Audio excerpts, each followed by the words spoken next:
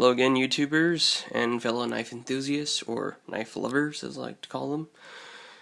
This is the Recon from Cold Steel.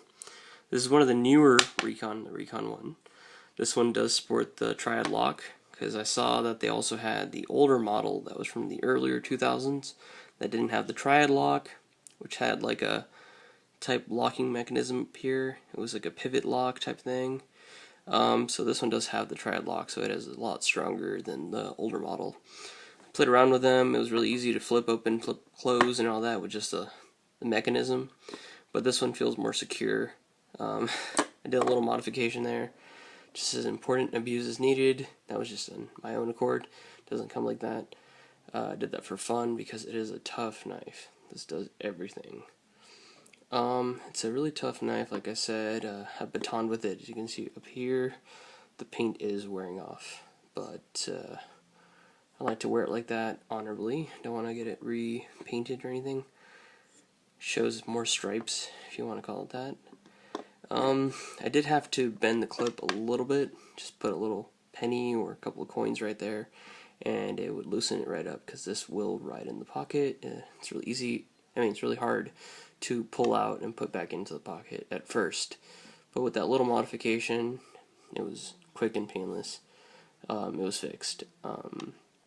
If that didn't work, I also used the Swiss Army knife. I used the cap lifter, and I put it inside here, and I just bent it a little bit. That fixed it right up as well. Either method works, because a lot of Cold Steel knives do have that problem where it's just way too close to the handle scale right there. So that was a quick fix. So let's open up the blade right here. So this is a 4-inch blade. This one is the serrated model. As you can see, it's like 3/4 serrated, and the rest is non-serrated, but it's a very small portion of non-serration. I didn't know that when I bought it, because I had the Voyager, which is very similarly shaped. When you get the clip point, it looks pretty much identical. So just be aware of that, because yeah, it doesn't really say that, and you can't really tell in the pictures because it looks like half and half. So just be aware of that. If you really like serrations, then this is the model for you. If you don't like too much serrations, this is not the knife. Alright, so it's got, it doesn't have the thumb disc like most models that I've shown on here. This does have the thumb stud. That's all it has. It does have the G10 scales, which I like more than any other knife, because a lot of them have been coming out with Grivery or some kind of, what was it, Faux? Some kind of other material that's not G10, pretty much. So G10, very grippy for sure. It lasts a long time. It takes a lot of wear for the gripness to go away from the G10.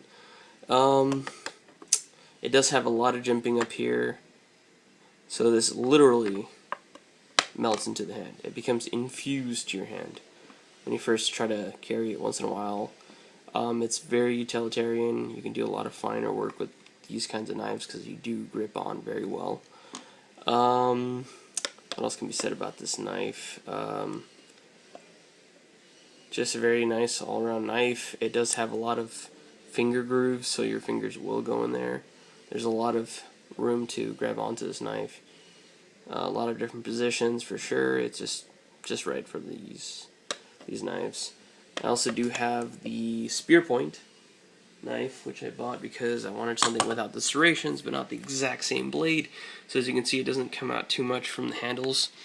It seems very skinny, like in comparison, because it does protrude a little bit more. With the clip point, you can kind of tell right there. The blade kind of does stick out a little more. So this is slimmer in the pocket for sure. Can't really see it as much. So the only difference is that I didn't put any stickers or any of that on this knife, but also it doesn't have any serrations. It's very much just a straight blade right there. It's a spear point, like I said, so it's more of a tactical knife on this one. I wouldn't use this for any kind of utilitarian purposes. It'd pretty much just be a defensive tool, and that's a great knife to have as well. I'm probably going to go for the Tanto version as well, because I've heard it's stronger and it can do a little bit of both worlds, be kind of a tactical slash tool, like for, I don't even know, batoning, maybe other tasks that you would need to use for the outdoors. So yeah, highly recommended knife. G10 for sure. I wish they offered every model in G10. That'd be great. Well, anyway, let me know how I did on this video. Any comments, concerns, questions? Maybe a like, subscribe, any of that. This is Jason the Knife. Over and out.